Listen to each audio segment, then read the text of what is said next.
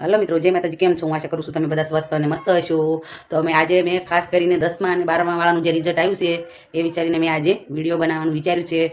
ઘણા છોકરાઓ 10મું ફેલ થઈ જાય અથવા 12મું ફેલ થઈ જાય તો પોતાની જિંદગી ગુમાવવાનું વિચારે છે. તો તમારે એવું વિચારવાનું નથી. તમે આવતી વર્ષે પણ પાસ થઈ શકો છો, બીજી ટ્રાય પણ આપી શકો છો, પણ તમારા મા બાપને બીજા બાળક નહીં મળે એ માટે તમારે જિંદગી ગુમાવવાની નથી. મારો વિડીયો તમે જરૂરથી જોજો અને તમે એકવાર વિચારજો. તમારા મા બાપ માટે તમે અણમોલ છો.